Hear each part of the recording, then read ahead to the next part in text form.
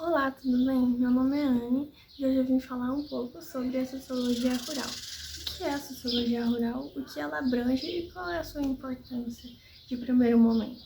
Tá, mas o que é a sociologia rural? É uma parte da sociologia que visa análise de dinâmicas sociais, econômicas, culturais e de políticas nas comunidades rurais. Bom, ela examina as relações sociais e o modo de vida da população que vive no campo, considerando os aspectos como produção agrícola, relação de trabalho, organização familiar e movimentos sociais, políticas públicas, desenvolvimento rural e as interações entre o rural e o urbano. Tá, mas e a sua abrangência? A abrangência da sociologia rural é ampla e envolve estrutura social rural, que é a investigação das relações de classe, estratificação social, organização familiar e comunitária. É nada mais, nada menos como as populações rurais se organizam, né?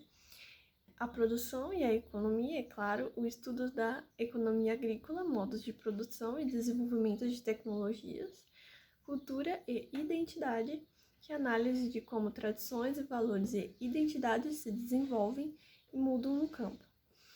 Políticas e movimentos sociais, a exploração de políticas de desenvolvimento rural, reforma agrária e movimentos sociais ligados ao campo, como movimentos de luta por terra e sustentabilidade.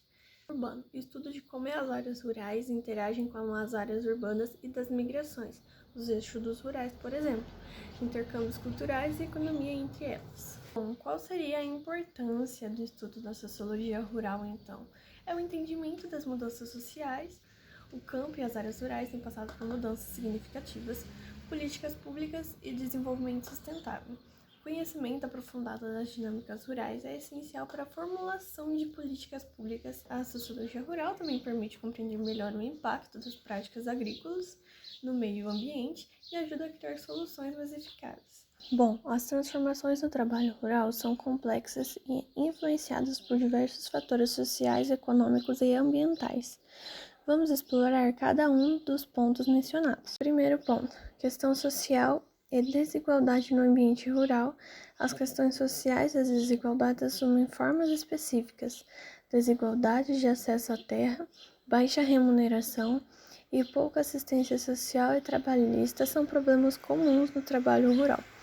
Historicamente, o acesso à terra e a recursos naturais esteve concentrado nas mãos de poucas famílias ou empresas, gerando desigualdade e limitando as oportunidades dos pequenos agricultores e trabalhadores assalariados rurais.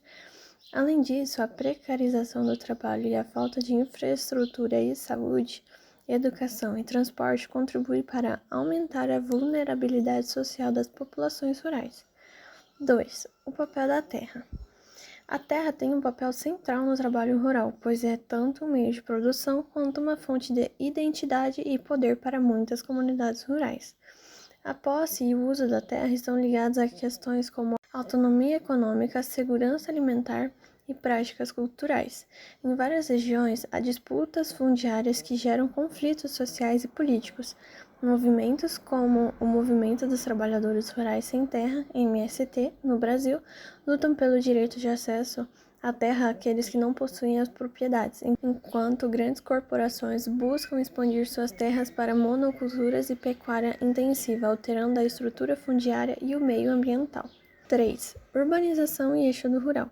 A urbanização acelerada e o eixo do rural transformaram profundamente o trabalho no campo, com a migração de famílias para áreas urbanas em busca de melhores condições de vida e oportunidades de trabalho. Houve um esvaziamento populacional em algumas regiões rurais.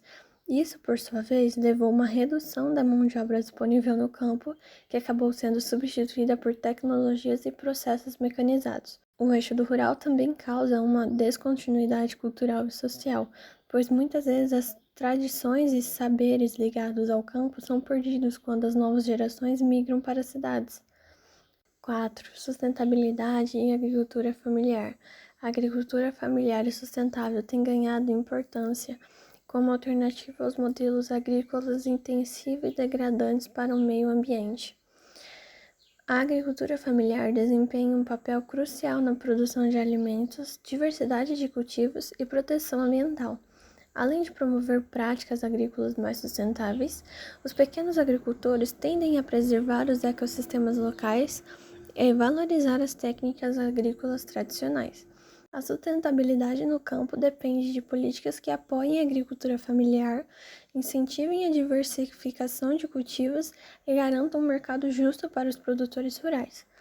Bom, com isso, temos a conclusão que essas transformações refletem as pressões sociais, econômicas e ambientais que o setor rural enfrenta atualmente.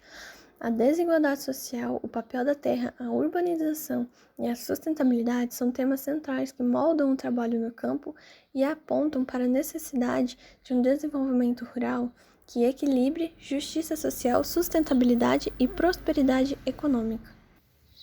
Bom, cultura e trabalho. O que uma coisa tem a ver com a outra? Primeiramente, o que é cultura? Cultura é um conjunto de valores, crenças, normas, práticas e tradições compartilhados por um grupo ou uma sociedade que orienta a maneira como as pessoas pensam, agem e interagem com a sua sociedade e o meio em que vive. Bom, aí já no contexto do trabalho, a cultura se manifesta nos valores e atitudes que as pessoas têm sobre a vida profissional. Isso inclui como entendem a ética de trabalho, a organização de tempo e a hierarquia e até mesmo as aspirações profissionais. Por exemplo, a cultura de uma sociedade pode valorizar o trabalho árduo e a produtividade, enquanto a outra pode dar mais importância ao equilíbrio entre a vida social e a profissional, por exemplo, a família, em datas comemorativas. Pessoas que valorizam a família ou a vida pessoal não trabalham, tendem a não trabalhar nesse dia, mas já pessoas que visam o trabalho como prioridade, elas preferem trabalhar do que ficar em casa. Bom, já a cultura do trabalho e ética protestante. A ética protestante do trabalho é um conceito popularizado pelo sociólogo Max Weber, que relaciona a ética do trabalho e o desenvolvimento do capitalismo moderno. De acordo com Weber, a ética protestante, especialmente no ramo de calvinismo, incentiva o trabalho pesado e a disciplina como valores fundamentais. Esses valores foram essenciais para a formação de uma cultura de trabalho focada na produtividade, no esforço pessoal e na acumulação de capital. A ética protestante contribuiu para a consolidação do capitalismo e moldou a visão de trabalho para prevalecer até hoje em muitas sociedades ocidentais. O trabalho como um valor em si tornou uma característica cultural associada ao sucesso, ao desenvolvimento econômico e, acima de tudo, à realização pessoal. A cultura do consumo e as relações de trabalho. A cultura do consumo influencia as relações de trabalho ao mudar expectativas e ao comportamento das pessoas em relação ao estilo de vida e à valorização de bens. No contexto moderno, a sociedade é amplamente pautada pelo consumo e o trabalho muitas vezes é visto como um meio de adquirir bens e status.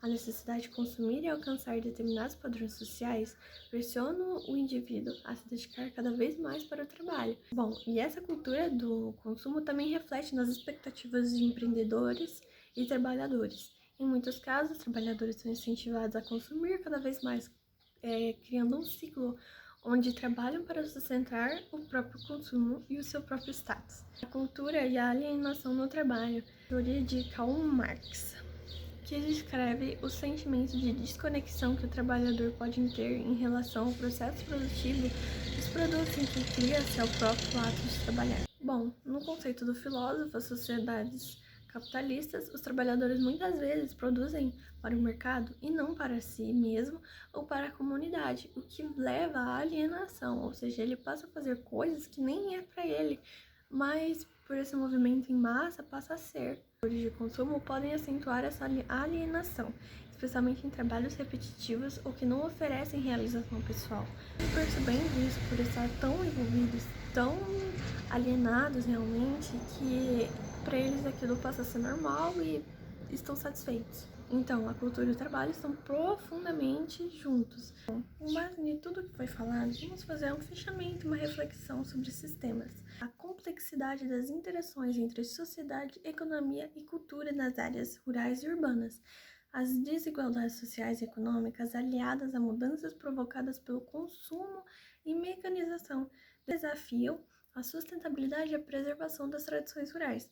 Além disso, a reflexão sobre a cultura do trabalho e a ética de protestante coloca em uma questão os valores modernos da produtividade e sucesso pessoal, que muitas vezes se sobrepõem ao bem-estar dos trabalhadores, principalmente. A alienação descrita por Marx, que é o filósofo que foi comentado, ainda vem nos tempos atuais, tem principalmente no trabalho repetitivo e sem significado pessoal nenhum, intensificado pela cultura de consumo e competição, principalmente.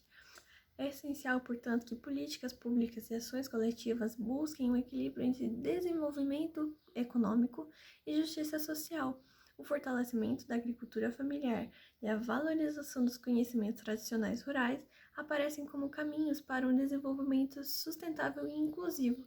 A reflexão final aponta para a necessidade de resgatar o sentimento de comunidade e pertencimento, tanto no campo quanto nas cidades, visando uma sociedade mais justa e equilibrada.